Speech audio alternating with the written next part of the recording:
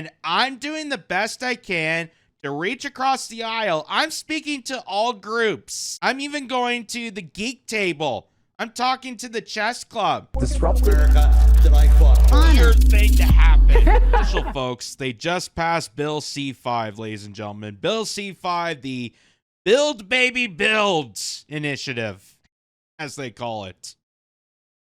Boy, for a government that despises Trump, they sure like to use his lingo. It's the exact same thing as drill baby drill. Only with, housing, only with, infrastructure. It sounds good, right? It sounds good that we're, starting to worry about the housing market, that we're, now with all these new incomers coming in, that there's a housing crisis in Canada still looming. They're taking initiatives, right? You think that sound good, but hold on to your hats for a second, because there's more to this bill than people realize. The proof is in the pudding. The word is in between the lines here. So, as the Narwhal points out, the feds are rushing to fast track major projects from pipelines and mines to housing and hospitals. Here's everything you need to know about the One Canadian Economy Act. So, this is in response to the trade wars, in response to the aluminum and steel tariffs that Donald Trump levies on Canada and Canada reciprocated. So this is supposed to be the tell-all answer to fixing our dilemma, to get our economy on fast track, that, hey, we don't need America. We don't need any of this, trade tensions back and forth, that we're just going to build ourselves out of this mess. But hold on to that thought, because while you think that may be good, there's more of this story. So the federal government, industry, and provinces are seizing the crisis to try and build more stuff quickly. Build, baby, build, in the words of our prime minister, under the premise that will help reduce our dependency on an increasingly unpredictable neighbor. Bill C-5, or the One Canadian Economy Act, aims to break down interprovincial barriers to trade and employment, but also to allow projects deemed by the government to be in the national interest to bypass certain regulations in order to speed up construction. It passed the Senate in its last parliamentary hurdle on June 26. It has been labeled a threat to democracy, an insult to Indigenous communities, and a rejection of environmental stewardship. Others say it is a necessary response to U.S. hostility and a long-needed jolt to stimulate an economy that has been strangled by overly bureaucratic regulations. So what is the One Canadian Economy Act? How has it been such a controversial bill to be able to be sailed through the House of Commons and sent on its way to becoming law? Well, here's what they say. So they say there's two parts to Bill C-5. One deals with the removing of barriers to trade and employment between provinces, which really hasn't provoked any controversy. Significant hurdles sometimes make it easier to sell to the U.S. than to a provincial neighbor, and the legislation tries to fix that. Likewise, the bill aims to allow freedom of movement for workers within the country. Where the controversy starts is in the second part of the bill, the so-called Building Canada Act. According to the bill, the purpose of this act is to enhance Canada's prosperity, national security, economic security, national defense, and national autonomy by ensuring that projects that are in the national interest are advanced through an accelerated process that enhances regulatory certainty and investor confidence while protecting the environment and respecting the rights of Indigenous people. Sounds promising, but there's more. To sum it out without parroting the dense legesse of the bill, the act essentially says that if a project is determined to be in the national interest, which they don't even have a definition for, shows you how much clarity this bill is. They don't even have a definition to be determined. Then anything the project needs to do in order to approve is considered to have been done. So what this is saying, that just like we saw with Bill C-11, where we gave the government powers to dictate what is considered Canadian content online, and they get to decide through the algorithms, through the powers of controlling content and regulations on YouTube and Rumble and so on, they get to decide what is Canadian content. Even though someone like me, who's a Canadian broadcasting from his home in Canada, bringing you Canadian news is apparently not Canadian content enough approved by the government. They get to decide. They get to decide what is suitable Canadian content for Canadians. Just like how here, they are going to be suitable to dictate what is considered national interest projects. So is that going to be pipelines? Is that going to be fixing our crumbling roads? Is that going to be hospitals? Or is that going to be infrastructure like the crumbling Arrive Cam app that they've been trying to do for many years, which is the ultimate surveillance tool that they want to impose on Canadians? Because they could consider that a national security interest and make that done. The other factor, and this is from National Post, this is from a couple of weeks ago, actually, June 17th, says Mark Carney is demanding power to suspend all federal laws. So what this bill truly entails is this is going to give all the power to Mark Carney and the federal government. That they don't have to go through jurisdictions. They don't have to go through regulatory claims. They don't have to do, it gives ultimate power and authority. This is an authoritarianism bill sent directly to the corruption of Mark Carney. That they get to decide what's in best for the national interest. They get to decide, not Canadians. We don't get a say, but they get to decide what buildings, what prosperity Canada is going towards, what they can deem as important enough to fast-track building. It might not even be homes. It might be container buildings.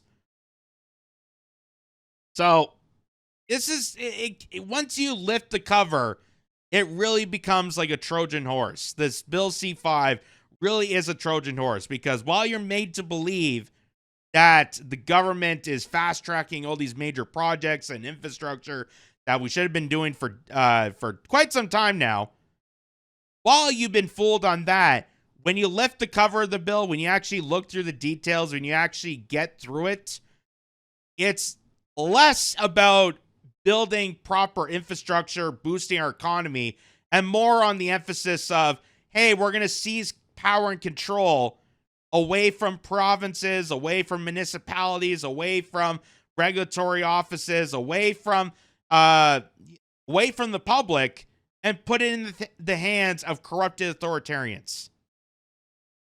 And here's just an example of this, of how it's not really about building sustainable projects.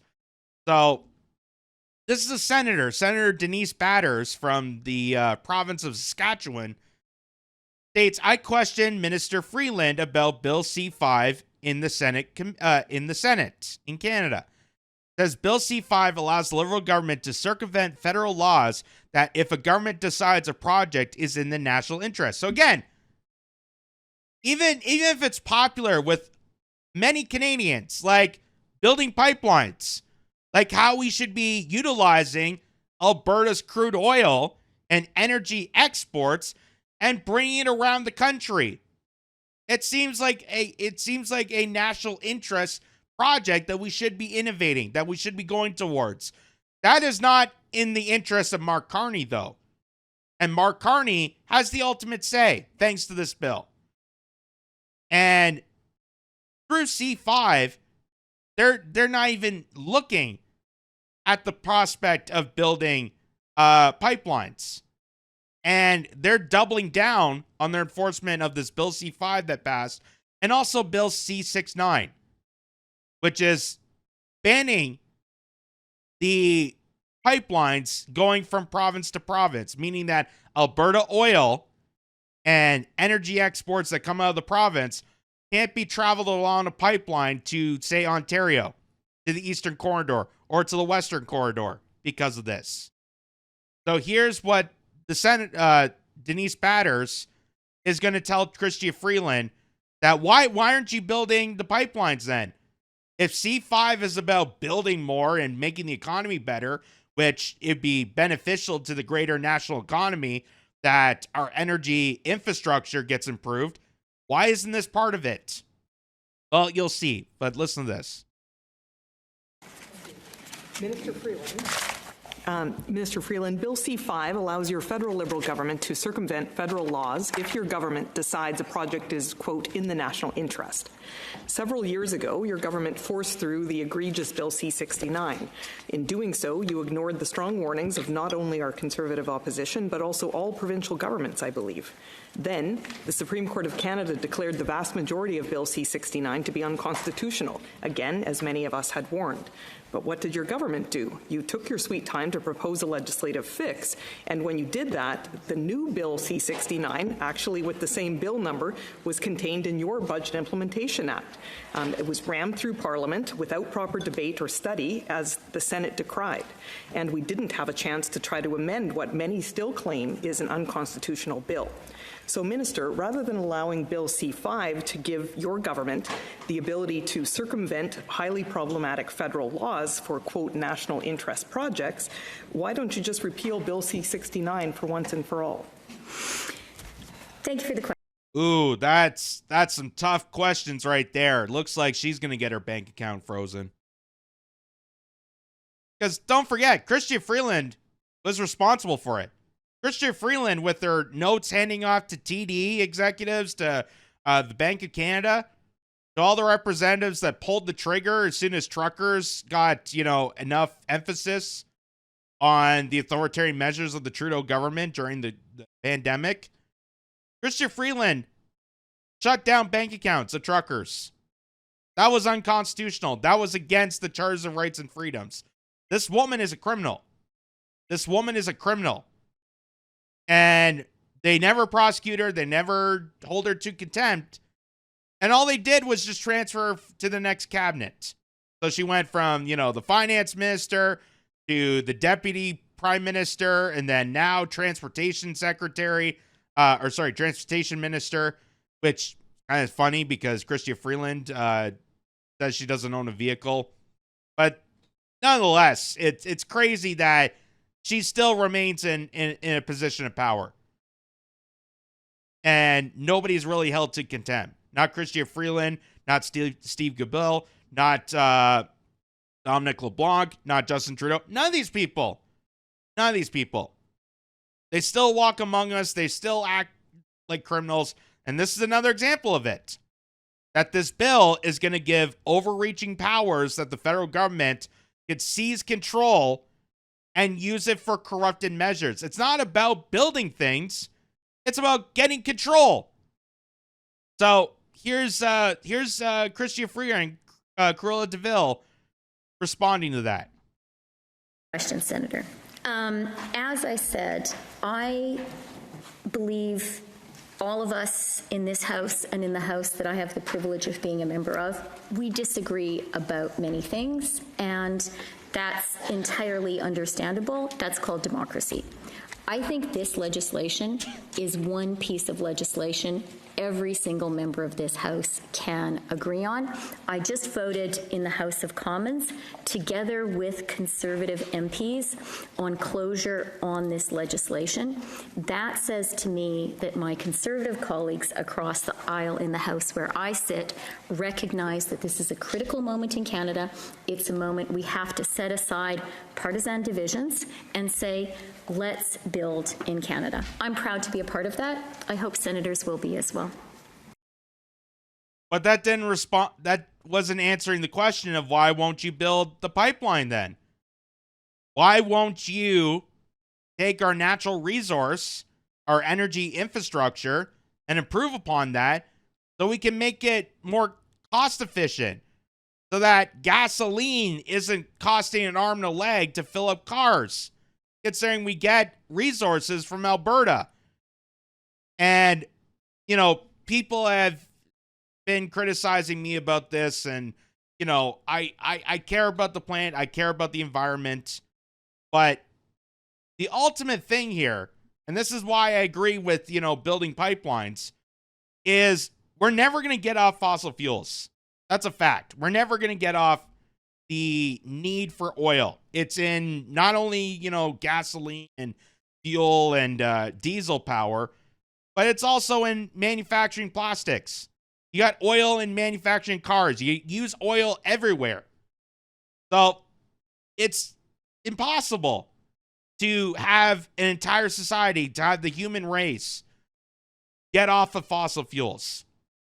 And my thing is why, if we're saying that we're canceling pipelines in the benefit of the environment and climate change, why are we then taking oil from foreign territories, shipping it across, and then having trucks distribute that all across Canada? Don't you think it'd be more efficient and environmentally friendly that we just transfer through pipelines? Now, granted, pipelines do break. Oil does spill. I understand that. But wouldn't it make more sense to have sustainable pipelines that could transfer the oil through the country rather than having it through, say, the ocean? Because what happens if that ship crashes? What happens if an explosion on a transport truck delivering that foreign oil across the country? Like, it doesn't make sense. It doesn't make sense that you're doing this on the benefit of the planet, but at the same time, you're adding more pollution to extract resources from foreign countries instead of just utilizing your own resources. But anyway, here's the rest of what she says. Minister, my second question is, who speaks for Saskatchewan at the federal cabinet table? Saskatchewan is the only province without a full cabinet minister.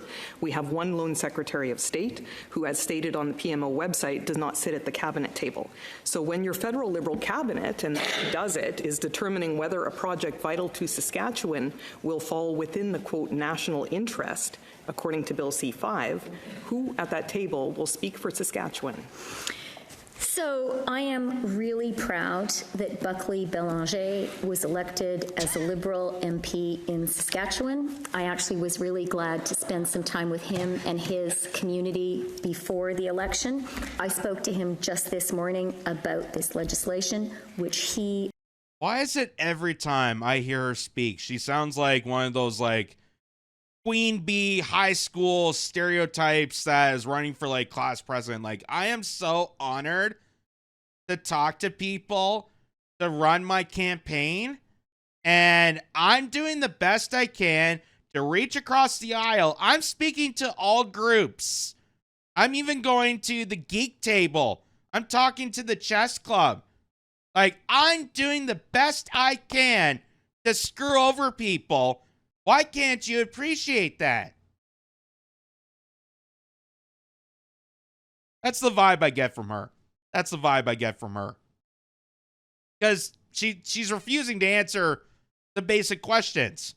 Hey, you're talking about building up better and making Canada more prosperable through this heinous bill.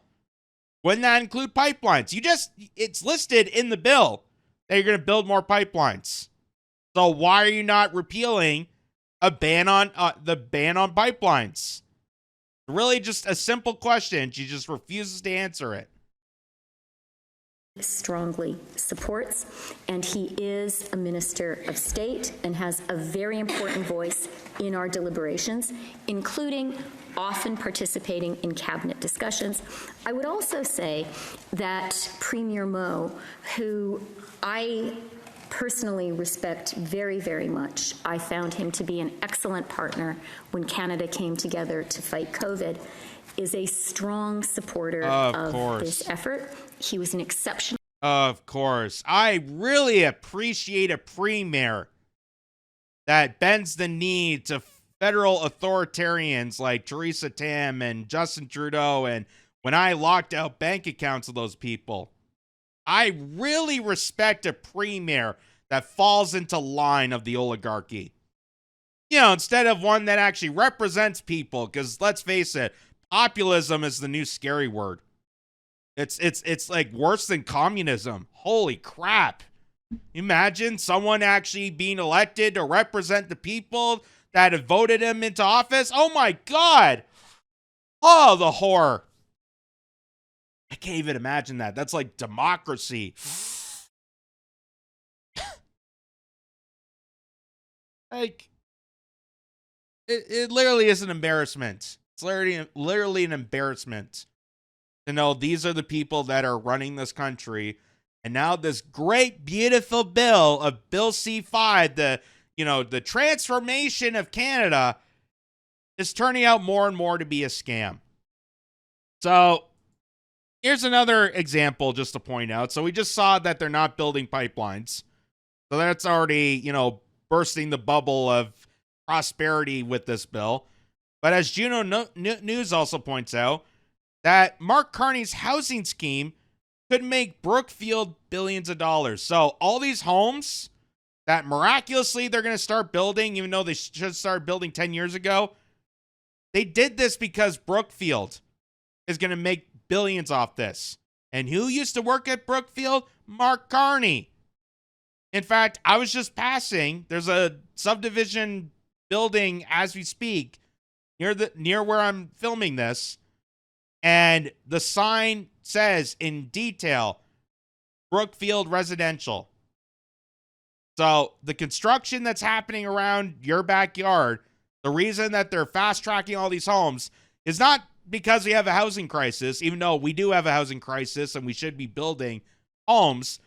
But primarily the reason that Mark Carney is looking forward to this is because it's making his partners at Brookfield billions of dollars.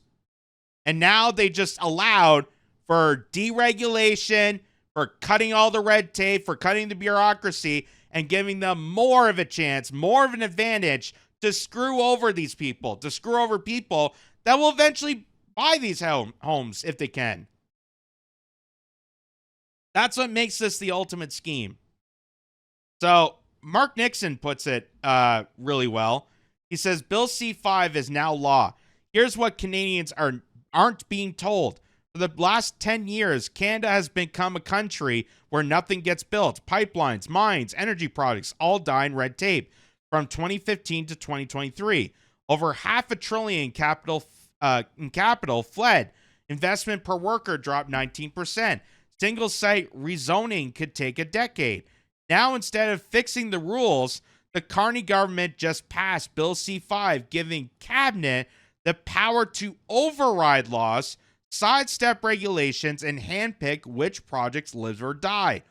Sound efficient? It's not. It keeps every anti-growth law intact. Example, C-69, C-48, clean fuel standard, but lets Ottawa decide when to ignore them.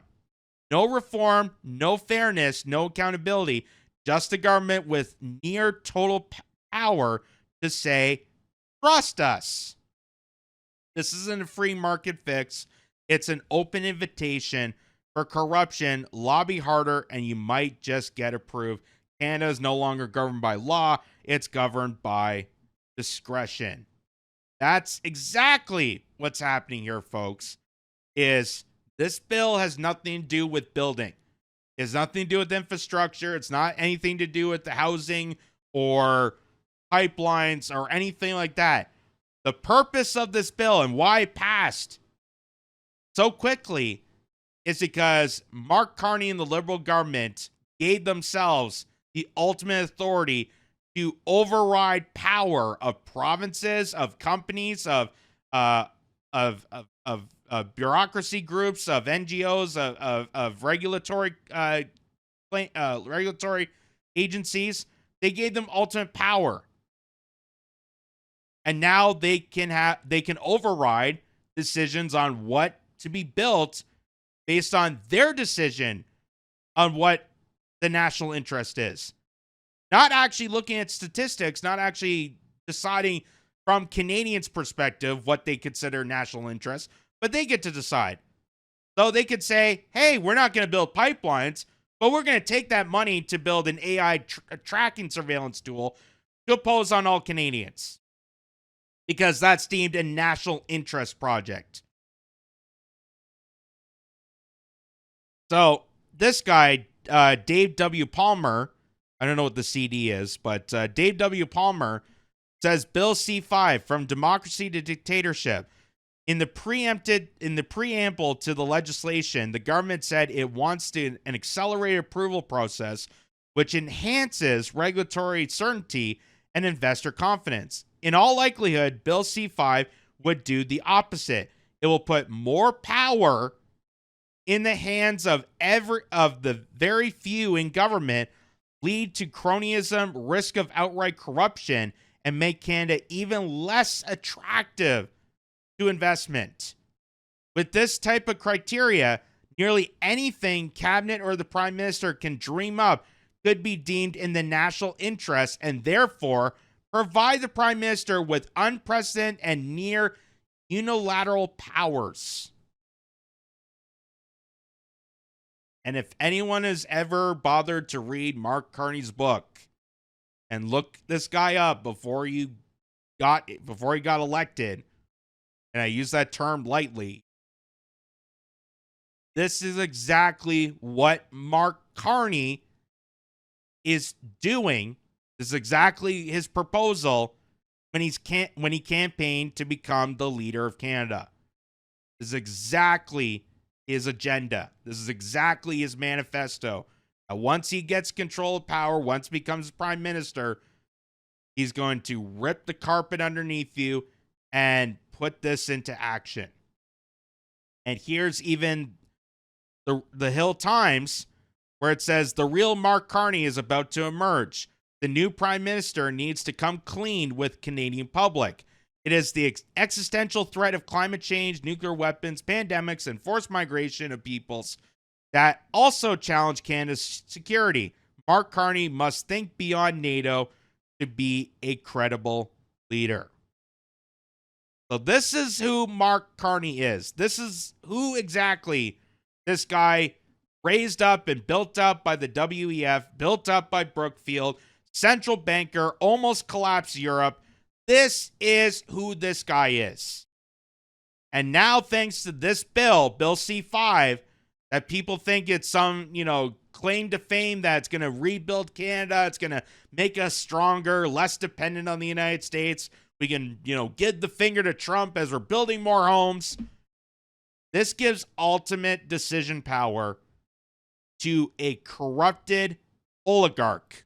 Not just a bureaucrat, an oligarch who wants to siphon out this country's resources, who wants to siphon out the Canadian workforce. All from the immigration of hundreds of thousands of people at a fast track rate, this bill to censorship, all this leads down to this path of total oligarchical control. All of it. And that's how they're doing this, and through these processes, through these extensive bills. Look at Bill C-2 we covered. They claimed that it was about the border. It had nothing really to do with the border, but surprisingly, it had a lot to do with foreign interference. Like, oh my God, people having X accounts and reading stuff about America. Funny how that got into the border bill. That we need to censor more, that we need control over people, that we need to bring AI technology to surveil people near border towns. Funny how that got into the bill. Funny how that got in, and it started to become less and less about national security, about protecting the border.